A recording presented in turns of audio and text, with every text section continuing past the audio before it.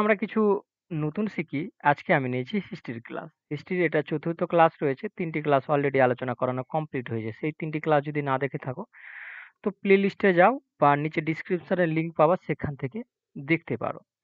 তো WBP West Bengal পুলিশের যতগুলো এক্সাম হয়েছে তাদের উপর ভিত্তি করে অল সাবজেক্টের ওপর প্রিভিয়াস ক্লাসের আমি সিরিজ চালাচ্ছি। তারই আজকে রয়েছে হিস্ট্রি ক্লাস। তোমরা যদি কিছুদিন আগে লক্ষ্য করবা, তো আমরা রিসেন্টলি জিওগ্রাফি কমপ্লিট করেছি। তার পিডিএফ আমি টেলিগ্রামে প্রোভাইড করেছি। তো তোমরা যদি পিডিএফ পেতে চাও জিওগ্রাফির, তো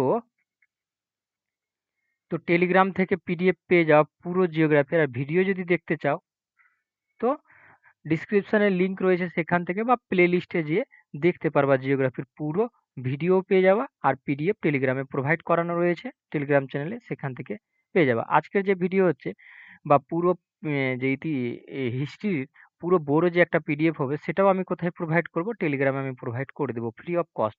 বিভিন্ন রকম কারেন্ট অ্যাফেয়ার, বিভিন্ন রকমের খবর আমি এখানে আপডেট দিয়ে থাকি। টেলিগ্রাম থেকে পার্সোনালি আমার কোনো লাভ নেই, তোমাদের জন্যই খোলা হয়েছে। ফেসবুক পেজে যে জয়েন হতে পারো, এটা আমার পার্সোনাল ফেসবুক অ্যাকাউন্ট রয়েছে। তো চলো আজকের ক্লাস স্টার্ট করি। আজকে ৪র্থ ক্লাস। আজকে ক্লাসে হবে ১৩র প্রশ্ন, ১৩ সালের, ১৮ সালের আর ১৯ সালের। এবার তোমরা ভাববা কি এই মাঝখানের সালগুলো কোথায় গেল? তবে ১৩, দেখো মাঝখানের সালগুলোতে এক্সাম হয়নি। যদি এক্সাম না হয়, তো আমরা কিভাবে প্রশ্ন পাবো ওখান থেকে, ঠিক না? তো যে যে সালের হয়েছে আমি সেই সেই সালগুলোতে নিয়ে নিচ্ছি। ক্লিয়ার? এবার তোমার রিজনিং এর ক্লাস চলছে, সেগুলো ক্লাস প্লে লিস্টে পেয়ে যাও। চলো আজকের ক্লাস স্টার্ট করি। দেখো আমাদের ৩১ নম্বরটা কি বলছে। সারনাথের লায়ন ক্যাপিটালটি কোন রাজা নির্মাণ করেন? চন্দ্রগুপ্ত, কনিষ্ক, হর্ষ না অশোক? তো এখানে মাথায় রাখবা, সারনাথের লায়ন ক্যাপিটালটি অশোক মানে নির্মাণ করেছিল। আর এখানে একটা ঐতিহাসিক ঘটনাও এর সাথে রিলেটেড যুক্ত রয়েছে, তো আমরা জেনে নিব। দেখো, সাঁচি স্তূপ মনে রাখবা, এগুলো কি কার তৈরি ছিল? সাঁচি স্তূপ, সারনাথ ও অশোক স্তম্ভ মৌর্য যুগের শ্রেষ্ঠ শিল্প নিদর্শন। মৌর্য যুগের প্রতিষ্ঠাতা হচ্ছে চন্দ্রগুপ্ত মৌর্য, এবং শেষ রাজা হচ্ছে বৃহত্ত বৃহত্তম বৃহত্তদোষ সম্ভবত, ঠিক না? দোষ। সারনাথের এই স্তম্ভের শীর্ষে সিংহর মূর্তি আছে কটা? ৪টা রয়েছে। আর সারনাথের স্তম্ভের শীর্ষে ৪ ধরনের প্রাণী, খুবই খুবই ইম্পর্টেন্ট। তো হাতি, ঘোড়া, এই যে ৪ ধরনের প্রাণী এখানে দেওয়া আছে। যখন পিডিএফ পাওয়া, তো এটা পুরোটা পাওয়া। তো তোমরা এগুলোকে দেখে নেবা ভালো করে। ক্লিয়ার? চলো নেক্সট প্রশ্ন দেখি। দেখো আমাদের ৩২ নম্বর কি বলতে চাইছে। ১৮৫৭ সালে বিদ্রোহের সময় কে ভারতের গভর্নর জেনারেল ছিলেন? ১৮৫৭ সালে যে মহাবিদ্রোহ হয়, সিপাহী বিদ্রোহটা যেটা হয়েছিল, সেই সময় কে আমাদের ভারতের গভর্নর জেনারেল ছিলেন? ইংল্যান্ড থেকে যে গভর্নর জেনারেল গুলো আসতো, সেটা কে ছিল? ঠিক না? এবার এই যে সিপাহী বিদ্রোহ হয়েছিল, অনেক জায়গায় ভাগ ভাগ হয়েছিল, অনেক জায়গার অনেকগুলো নেতা ছিল, ওগুলো জেনে নিবা তোমরা ক্লিয়ারিটি। এখানে দেখো এর রিলেটেড কি রয়েছে সেটা আমি বলে দিচ্ছি। এখানে উত্তর আমাদের লর্ড ক্যানিং ছিল সেই সময়। এবার লর্ড ক্যানিং এর পুরো ডিটেলস জেনে নাও। দেখো, আচ্ছা, 1 সেকেন্ড। সিপাহী বিদ্রোহের সময় লর্ড ক্যানিং হলেন ভারতের শেষ গভর্নর জেনারেল। এই যে গভর্নর জেনারেল, ভাইসরয় আর বাংলার গভর্নর জেনারেল, এইগুলোতে প্রচন্ড ছেলে ফাঁসে। স্বাধীন ভারতের প্রথম গভর্নর জেনারেল, শেষ ভাইসরয়, এই যে কথাগুলো আছে এগুলোতে প্রচন্ড ফাঁসে। তো আমি একটু ক্লিয়ার করার চেষ্টা করবো তোমাদের সাথে। দেখো এখানে বলছে লর্ড ক্যানিং হলেন ভারতের শেষ গভর্নর জেনারেল। শেষ গভর্নর জেনারেল কে? লর্ড ক্যানিং। এখানে বলছে লর্ড ক্যানিং হলেন হলেন প্রথম ভাইসরয় কোথাকার? ভারতের। লর্ড ক্যানিং এর সময় বিধবা বিবাহ আইন পাস হয়। লর্ড ক্যানিং এর সময় পাস হয়েছিল বটে, বাট এটা লর্ড ডালহৌসি এটাকে তুলেছিল। লর্ড ডালহৌসির সময় তোলা হয়েছিল। তারপরে স্বাক্ষর যেটা হয়েছিল লর্ড ক্যানিং এর সময় হয়েছিল। পুরো ডিটেলসটা আমি একটু তোমাদেরকে শেয়ার করি। যেটা যে আছে ভাইসরয়ের বিষয় আছে। বাংলার প্রথম গভর্নর জেনারেল যদি জিজ্ঞেস করে, তো ওয়ারেন হেস্টিং। বাংলার যদি জিজ্ঞেস করে, তারপরে গভর্নর জেনারেল, যে বাংলার গভর্নর জেনারেল ছিল, এই বাংলার কথাটাকে বাংলার গভর্নর জেনারেল হয়ে এসছিল ওয়ারেন হেস্টিং প্রথম। তারপরে এই বাংলা গভর্নর জেনারেলের শেষ গভর্নর জেনারেল কে ছিল? উইলিয়াম বেন্টিং ছিল। ক্লিয়ার? কে ছিল? উইলিয়াম বেন্টিং ছিল। আর ভারতের শেষ ভাইসরয় ছিলেন লর্ড মাউন্টেন বেটেন। এবার এখানে একটা জিনিস ছুটে গেল। কি ছুটে গেছে আমাদের? এখানে যদি খেয়াল করবা ভারতের ভা বাংলার শেষ এবং ভারতের ১ম গভর্নর জেনারেল। তো তখন কি হলো কি বাংলার ১ম শুধু বাংলারই গভর্নর জেনারেল আসতো। শুধু বাংলার মানে এই যে পশ্চিমবঙ্গ দেখতে পাচ্ছ আর এখন বাংলাদেশ দেখতে পাচ্ছ এটা পুরোটা হয়ে একটা গভর্নর জেনারেল থাকতো। যেটা হতো ওয়ারেন হেস্টিং ১ম ছিল। তো ওরা দেখলো কি একটা লোককে ভারতের বানানো যাবে। তো উইলিয়াম বেন্টিং তো এসছিল বাংলার গভর্নর জেনারেল হয়ে কিন্তু তারপরে কি করেছে বাংলার শব্দটাকে সরিয়ে পুরো ভারতের গভর্নর জেনারেল তৈরি করে দিল কাকে উইলিয়াম বেন্টিংকে। তো সেই জন্য বাংলার শেষ গভর্নর জেনারেল এবং ভারতের প্রথম গভর্নর জেনারেল কে হয়েছে উইলিয়াম বেন্টিং হয়েছে। মাথায় ভালো করে রাখবা। এবার ভাইসরয়ের কথা বলি। কি বলছে এখানে ভারতের শেষ ভাইসরয় হচ্ছে লর্ড মাউন্টেন বেটেন। এবার বলে স্বাধীন ভারতের প্রথম গভর্নর জেনারেল কে? স্বাধীন ভারতের যদি জিজ্ঞেস করে নেয় তখন হয়ে যাবে লর্ড উইল লর্ড মাউন্টেন বেটেনই হবে। এবার যদি বলে ভারতীয়দের মধ্যে প্রথম গভর্নর জেনারেল কে ছিল? তো গোপালাচারী এটা হবে। ক্লিয়ার? তো এই সিকোয়েন্সটা মনে রাখবো তোমরা তো ক্লিয়ারিটি হবে। চলো নেক্সট দেখি। দেখো আমাদের ৩৩ নম্বরটা কি বলছে? ঋগ্বেদের যুগে আর্যরা ভারতে কোথায় বাস করতেন? ঋগ্বেদের যুগে তো ওরা সিন্ধু প্রদেশ এলাকায় মানে সিন্ধু নদীর উপকূলে বাস করত। কারণ এখানে কৃষি কাজ খুবই ভালো হতো বলে এখানে তারা বাস করত। ক্লিয়ার? সপ্ত সিন্ধু এলাকায়। চলো এখানে ৩৪ নম্বর কি বলছে? কোন রাজস্ব ব্যবস্থায় জমির খাজনা আদায়কারী হিসাবে জমিদার মধ্যস্থতা ভোগীর ভূমিকা পালন করত। তো এখানে দেখো মোহল ওয়ারি রয়েছে ব্যবস্থা, রায় তুয়ারি রয়েছে ব্যবস্থা আর চিরস্থায়ী ব্যবস্থা রয়েছে। তো এই যে ব্যবস্থাগুলো ছিল জেনে নিবা কোন ব্যবস্থাটা কার সাথে রিলেটেড আছে। আমি তো এখানে লিখবই কারণ ইম্পর্টেন্ট রয়েছে। এর উত্তর হচ্ছে চিরস্থায়ী বন্দোবস্ত। কি এর মধ্যস্থ করতো মানে মাঝখানের লোক থাকতো যেরকম জমিদারির লোক জমিদার ওখান থেকে খাজনা তুলতো তারপরে ইস্ট ইন্ডিয়া কোম্পানিকে দিত। বুঝতে পারলা তো? এটা মেন কন্ডিশন ছিল সেই জন্য মাঝখানের ব্যক্তির কথা বলছি এখানে। এবার এ কে কার সময় ছিল? এটা লর্ড কর্নওয়ালিসের সময় হয়েছিল চিরস্থায়ী। তো মোহলারি আর রায়তুয়ারি ব্যবস্থা কার সময় হয়েছিল দেখে নাও।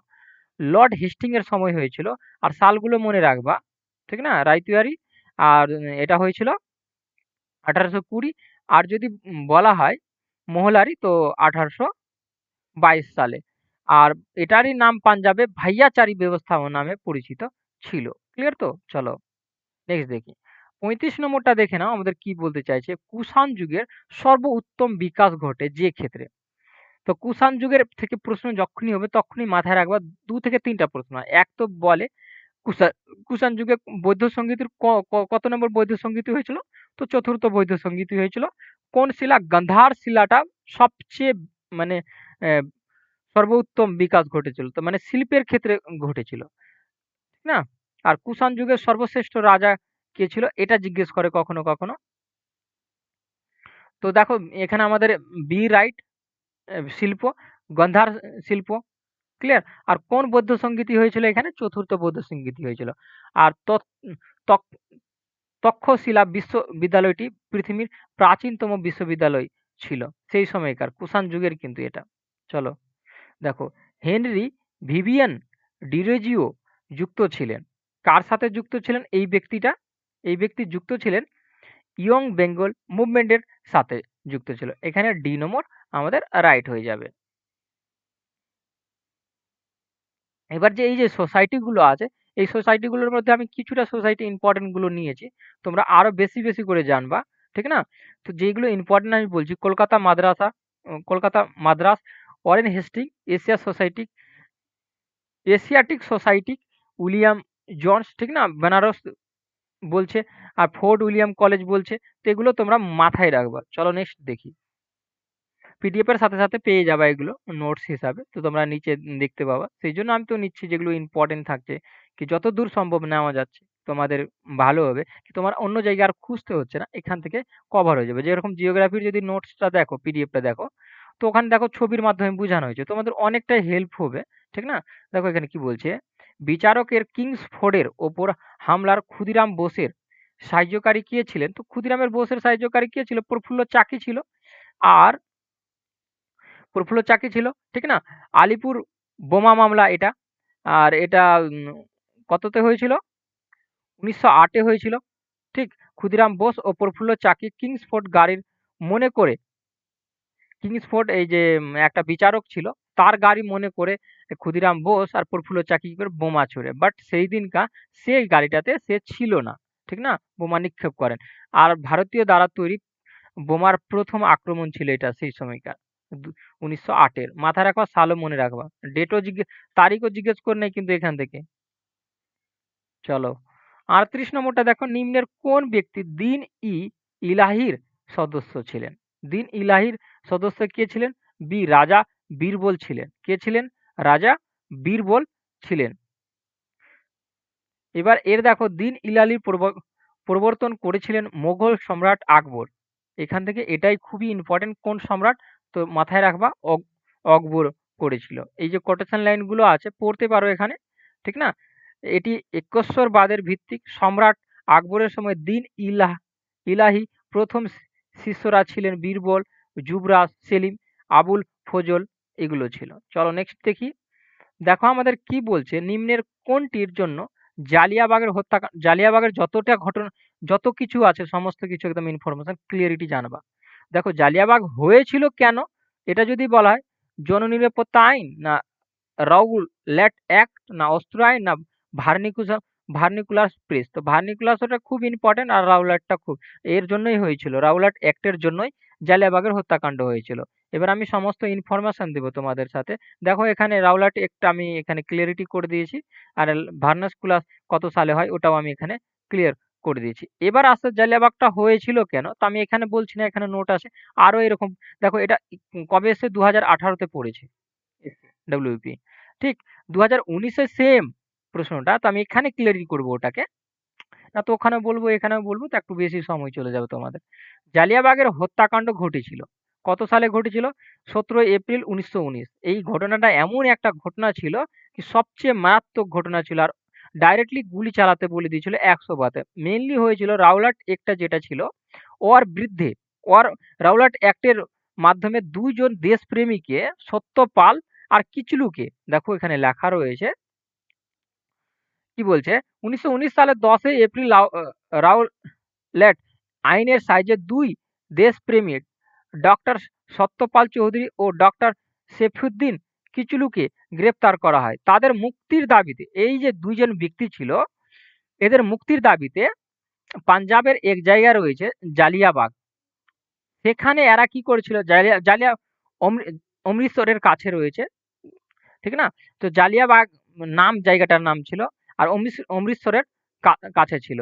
একটা সভা করার জন্য বেরিয়েছিল ওই দুই ব্যক্তির জন্য, যে সত্যপাল চৌধুরী, ডক্টর সত্যপাল আর ডক্টর সেফিউদ্দিন কিচলুর গ্রেপ্তারের জন্য এক সভা বের করার জন্য ওখানে সবাই অনুষ্ঠিত হয়েছিল। এই অনুষ্ঠানে মাইকেল আর ডায়ার দুইজন ব্যক্তি ছিল ইংল্যান্ডের, যখন সেই ইংল্যান্ডের দুই ব্যক্তি ছিল এখানে বড় পদে ছিল, তারা কি করে গুলি চালানোর অর্ডার দেয় সৈনিকদের, আর গুলি চালানোর অর্ডার দেওয়ার সঙ্গে সঙ্গে প্রচন্ড লোক আহত হয়, প্রচন্ড লোক মারা যায়। এটিকে দেখেই, জালিয়াবাগের এই হত্যাকাণ্ডটা দেখে ১৯১৯ সালে রবীন্দ্রনাথ ঠাকুর কি করলো, নাইট উপাধি পরিত্যাগ করে। তো এটা ছিল মেন ঘটনা, কি দুই দেশপ্রেমীর জন্য ওরা সভা বের করতে গেছিল, বাট ওখানে ডায়ারের ভুল ছিল, আর এর মাইকেলের ভুল ছিল, গুলি চালানোর আদেশ দিয়ে দেয়। ভুলের জন্য কি হয়েছিল ১৯৪০ সালে উদ্ধম ঠাকরে, তোমরা যদি ইতিহাস পড়ে থাকো তো রিলেট করতে পারবো আমার থটের সাথে। উদ্ধম ঠাকরে বলে এক ভারতীয় ছিল, ১৯৪০ সালে ইংল্যান্ডে গিয়ে ডায়ারকে ডাইরেক্টলি গুলি করছে, আর বলছে ওকে কি, মনে পড়ছে জালিয়াবাগের হত্যাকাণ্ডটা, কিভাবে গুলির অর্ডার দিয়েছিলাম, ডাইরেক্টলি গুলি করে মেরে দিল। আর গুলি করে মারলো তো ঠিক আছে, মারার পর সঙ্গে সঙ্গে গেল আদালতে কি আমি মেরেছি। আদালতে ডাইরেক্টলি বলছে ও কি আমি মেরেছি, এই জন্য মেরেছি। ক্লিয়ার? তো কত ভালো লোক ছিল উদ্ধম ঠাকরে, ও বদলা নিয়েছে, এও বদলা নিয়ে নিয়েছে, যে ইংল্যান্ডে যে গুলি ডাইরেক্টলি মারছে, মারার সময়ও বলেছে এবং জজের সামনেও বলছে কি এই জন্য মেরেছি। দেখো ৪১-এ ৪১ নম্বর কি বলছে, ১৯২৮ সালে সাইমন কমিশন বয়কট করার কারণ কি ছিল? দেখো এই সাইমন কমিশনটাকে বয়কট করার মেইন রিজন কি ছিল? এখানে কোনো ভারতীয় সদস্য ছিলই না। মুসলিম লীগেরও সমর্থন করেছিলেন। দেখো ১ নম্বর যদি অপশন এটি মুসলিম লীগকে সমর্থন করেছিলেন এরকম কোনো ব্যাপার ছিল না। কংগ্রেস মনে করেছিলেন ভারতীয় স্ব স্বরাজ পাওয়ার যোগ্য সদস্যদের মধ্যে মতামত ছিল। মেইন কন্ডিশন যেটা ছিল কমিশনে কোনো ভারতীয় সদস্য ছিলই না সাইমন কমিশনে। ক্লিয়ার? সেই জন্য বয়কট করেছিল।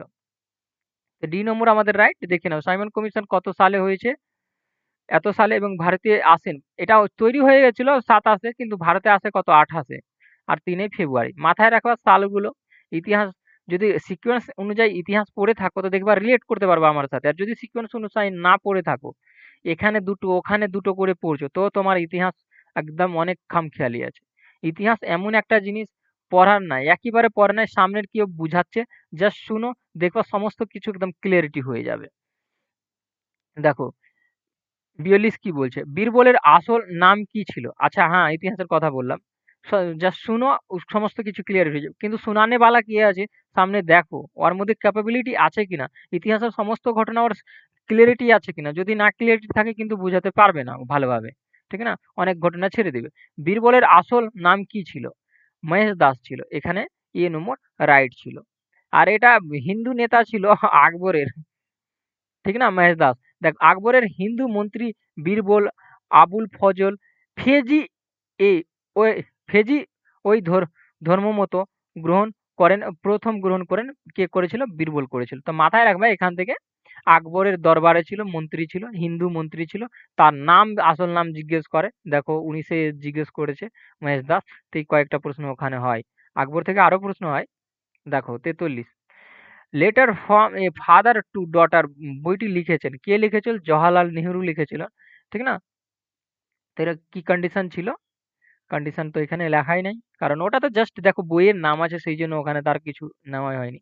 এবার দেখো ৪৪ ১৭৬১ সালে পানিপথের পানিপথের সম্বন্ধে ১ম, ২য়, ৩য় সমস্ত যুদ্ধ জেনে নিবা এবং কার সাথে হচ্ছে এটাও জেনে নিবা। কারণ খুবই ইম্পোর্টেন্ট। যদি ৩য় বলছে এখানে ৩য় বলছে বাজ বালাজি বাজিরাও। ঠিক না? এবং ১ম, ২য়, ৩য় আমি সমস্তটা লিখে নিয়েছি তোমাদের জন্য। কি যখন নোটস পাবা তখন ক্লিয়ার। আর কত সালে হচ্ছে খুবই ইম্পোর্টেন্ট। ১৫২৬ ১ম বাবর আর ইব্রাহিম লোধি। তোমরা যদি ইতিহাস পড়ে থাকো তো ক্লিয়ারিটি হবা কি বাবর প্রথম ভারতে মানে মুসলিমরা প্রথম ভারতে এন্ট্রি নিচ্ছিল। এই বাবরই এন্ট্রি নিয়েছিল প্রথম। তো প্রথম এদেরকে বাবরকে ডাকা হয়েছিল ইব্রাহিম লোধিকে মারার জন্য। ইব্রাহিম লোধির কর্তৃত্ব কয়েকটা ছিল তারা ডেকেছিল। তারপরে আক্রমণ করে বাবর জিতে যায় এবং জিতার পর আর দিল্লি ছাড়তে চায় না ও। ঠিক না? পানিপথের ২য় যুদ্ধের কথা বলি। কি ছিল? মুঘল এখানে ছুটে গেছে। মুঘল ও আফগানদেরই সাথে এটা যুদ্ধ হয়েছিল এবং ৩য় যদি কথা বলি এত সালে হয়েছিল। ঠিক না? আহমেদ শাহ আবদালি আর মারাঠাদের মধ্যে যুদ্ধটা হয়েছিল। ঠিক না? যেখানে যদি পেশওয়া কে ছিল তো বালাজি বাজিরাও ছিল। ক্লিয়ার? সেজন্য আমি যে কোটেশন লাইনগুলো আছে নিয়ে নিচ্ছি। তোমাদের সুবিধে হবে কি খুঁজতে আর হবে না। দেখো ৪৫ পশ্চিমবঙ্গের কোন জেলায় রাজা রামমোহন রায় জন্মগ্রহণ করেন? কোন জেলায় জন্মগ্রহণ করে? হুগলি জেলায় জন্মগ্রহণ করে। এবং রাজা রামমোহনের সম্বন্ধে জেনে নিবা কোন সোসাইটি, কোন পত্রিকার সাথে যুক্ত ছিল এগুলোও জেনে নিবা ক্লিয়ারিটি পাবে। রাজা রামমোহন রায় হুগলি জেলায় রাধানগর গ্রামে এত সালে ২২শে মে জন্মগ্রহণ করেন। তার বাবা রামকান্ত রায় বৈষ্ণব ছিলেন। তার মা আ তরু তিরোনি ছিলেন শাক্ত পরিবারের মহিলা। শাক্ত পরিবারের মহিলা ছিলেন। কোন শিলালিপিতে অশোকের নাম করা হয়েছে? ব্যক্তিগতভাবে তার উপাধি কি বলছে? দেব নাম প্রিয় আর প্রিয়দর্শিকা এই দুটো নাম করা হয়েছিল। দেব নাম প্রিয় এবং প্রিয়দর্শিকা। কার নাম এরকম করেও জিজ্ঞেস করতে পারে তো মাথায় রাখবা অশোকের নাম। আর কোন লেখ থেকে পাওয়া গেছে? কি বলছে? যদি শিলালেখের কথা বলে মাস্কি শিলালেখ থেকে পাওয়া হয়েছে। এখানে আমাদের ডি নম্বরটা রাইট। ঠিক না? এবার কত বিসিতে কলিঙ্গ আক্রমণ করেছিল সেটা জেনে নেওয়া ভালো করে। তার আমলে পাটলিপুত্রতে ৩য় বৌদ্ধ সভা আয়োজন হয়েছিল। হ্যাঁ, অশোকের সময় ৩য় বৌদ্ধ। আর ৪র্থটা কার সময় বললাম? চতুর্থ কনিষ্কর সময় বললাম, কুষাণ যুগে, কনিষ্কর সময়, কুষাণ যুগের সর্বশ্রেষ্ঠ রাজা কে ছিল? কনিষ্ক ছিল। আর সেই সময় হয়েছিল চতুর্থ বৈদ্য সংগীতি। প্রথম বৈদ্য সংগীতি কার সময় হয়েছিল? তো আমাদের দেখবা এই যে বংশগুলো প্রথম সিকোয়েন্স অনুসারে আসার সময় হর্ষাঙ্ক বংশের প্রতিষ্ঠাতা কে ছিল? তোমরা যদি একটু খেয়াল করবা, বিম্বিসার ছিল। আর আজাদ শত্রুর সময় প্রথম হয়েছিল। ক্লিয়ার? প্রথম বললাম, প্রথম বললাম। আর দেখো, তৃতীয় জেনে নিলা, চতুর্থ জেনে নিলা, দ্বিতীয়টাও জেনে নেবা, আসুক আস্তে আস্তে, ঠিক না? এবার এখান থেকে যে এটা শিলালিপিতে এর নাম পাওয়া গেল, দেব নাম প্রিয়, এবং আরো একটা নাম রয়েছে অশোকের, দেব প্রিয়দর্শিকা। জিজ্ঞেস করে কি এই দুটো নাম কার রয়েছে। আর যখন এই শিলালেখ লেখ থেকে পাওয়া যায়, তো এই শিলালেখ পাঠ উদ্ধার করে 1835 সালে, মানে পড়তে সক্ষম হয়ে যায় প্রিন্স জেমস প্রিন্স, ঠিক না? মাথায় রাখা খুব খুব ইম্পর্টেন্ট এই সাল আর এই দুটো ডেট। শিলালিপি পাঠ উদ্ধার মানে পড়তে সক্ষম হয়ে যায়। ক্লিয়ার? চলো নেক্সট দেখি। 47-এ 1930 সালে মহাত্মা গান্ধী আইন অমান্য আন্দোলন শুরু করে। কারণ করেন শুরু করেন কোথা থেকে শুরু করেছিল? তো মাথায় রাখবা, সবরমতী থেকে শুরু করেছিল আইন অমান্য আন্দোলন। কত সালে? সাল 1930 সাল ছিল। 30শে জানুয়ারি ইয়ং ইন্ডিয়া পত্রিকায় স্বাধীনতার মর্ম কথাটি ব্যাখ্যা করেন এবং 11টি দফা দাবি করেন। এমন একজন ব্যক্তি, এই মহাত্মা গান্ধী এমন এক ব্যক্তি ছিল যেটা পুরো ইংল্যান্ডকে হিলিয়ে রেখে দিয়েছিল। বারদুয়াল বারদুল বারদুলি, ঠিক না? সত্যগ্রহের নেতা, বারদুল সত্যগ্রহের নেতা কে ছিল? তো মাথায় রাখবে এখানে সর্দার বল্লভ ভাই পেটেল বারদুলির নেতা ছিল। এ নম্বরটা আমাদের এখানে রাইট। ক্লিয়ার? এবার দেখে নাও, বারদুলি সত্যগ্রহের 1928 সালে গুজরাটে হয়েছিল। মহাত্মা গান্ধী বল্লভভাই পেটেলকে মহাত্মা গান্ধী সেই সময়ে সর্দার উপাধিটা দিয়েছিল। চলো দেখো 49 নম্বর প্রশ্ন। 1943 সালে ইন্ডিয়ান ন্যাশনাল আর্মি আত্মপ্রকাশ করে। কোথায় আত্মপ্রকাশ করেছিল ইন্ডিয়ান ন্যাশনাল আর্মি? তো ইন্ডিয়ান ন্যাশনাল আর্মির সাথে কার কার নাম জড়িত আছে যদি এরকম জিজ্ঞেস করে, তো রাসবিহারী বসু আর ক্যাপ্টেন, আসি আমি, আর কার? সুভাষচন্দ্র বোস আর ক্যাপ্টেন একটা রয়েছে। প্রথম আইএনএস আইএনএ প্রথম কে ছিল এটাও জিজ্ঞেস করে, তো আমি সমস্ত কিছু ক্লিয়ার করছি। তো এটা প্রথম যে গঠিত প্রকাশ হয় সিঙ্গাপুরে হয়। কোথায় হয়েছিল? সিঙ্গাপুরে হয়েছিল। আশা করি ক্লিয়ার। চলো এর কোটেশন লাইনগুলো দেখে নাও, খুবই খুবই ইম্পর্টেন্ট রয়েছে এই লাইনগুলো। আর এই লাইনগুলো থেকে কিভাবে প্রশ্ন হয় তো দেখে নাও। আমি এখানে লিখে নিই, আইএনএ তৈরি ধারণা দেন ক্যাপ্টেন মোহন সিং। কে দিয়েছিল? ক্যাপ্টেন মোহন সিং দেই। ক্লিয়ার? এবার 1943 সালের 4 জুলাই রাসবিহারী বসু আনুষ্ঠানিকভাবে সুভাষের হাতে ভারতীয় স্বাধীনতার দায়িত্ব অর্পণ করেন। এই অনুষ্ঠানে বিশাল জনতা তাকে নেতাজির উপাধি দিয়েছিল। এই সময়ই যে এই নেতাজির উপাধি সুভাষচন্দ্র বসুকে দিয়েছিল। আর এমনই একটা ব্যক্তি ছিল, এই ব্যক্তিটা কি বলবো, মানে মহান ব্যক্তি সুভাষচন্দ্র বোস ছিল। একে নেতাজি উপাধি দিয়েছিল। আর যখনই নেতাজির উপাধি পেয়েছিল সেই সময়ই ওর ডাক দিয়েছিল দিল্লি চলো। খুব খুব ইম্পর্টেন্ট কিন্তু এই লাইনগুলো, একটাও এমন লাইন নাই যে ইম্পর্টেন্ট নাই। 1943 সালে 15ই আগস্ট নেতাজি আনুষ্ঠানিকভাবে আইএন এর দায়িত্ব গ্রহণ করে। আনুষ্ঠানিকভাবে নেতাজি সেই সময় দায়িত্ব গ্রহণ করে নেয়। আর তার নাম নেতাজিতে চলে আসে। নেতাজির উপাধি দেয়, সেই সময় দায়িত্ব নেই। তারপরে কি দায়িত্ব দিয়েছিল? রাসবিহারী বসু তাকে এই দায়িত্বটা দিয়েছিল। ঠিক না? জয় হিন্দ আওয়াজ তোলে নেতাজি। জয় হিন্দ কার শব্দ? এটা নেতাজির শব্দ। জাপান জাপান, জার্মান, ইতালি সহ 8টি দেশ এই সরকারকে স্বীকৃতি দেয়। সেই জন্য অনেক সময় দেখবে এখনো কনফিউজ ক্রিয়েট হয় কি স্বাধীন ভারতের প্রথম প্রধানমন্ত্রী কে ছিল? তো আমাদের যদি দেখো 8টা দেশ সেই সময় কাকে সমর্থন করে দিয়েছিল? এই আমাদের যে এ এই যে নেতাটা তৈরি হয়েছিল সুভাষচন্দ্র বোসের দ্বারা, যে ফৌজ তৈরি হয়েছিল তাকে কিন্তু সমর্থন করেছিল। সেই সময় অনেকজনই এটা কথা বলে কি সুভাষচন্দ্র বোসই হচ্ছে ভারতের ১ম প্রধানমন্ত্রী। কিন্তু সে কি হয়েছিল? যুদ্ধ হেরে যাওয়ার কারণে তার নামটা আর আসে না রাজনীতিক কারণে।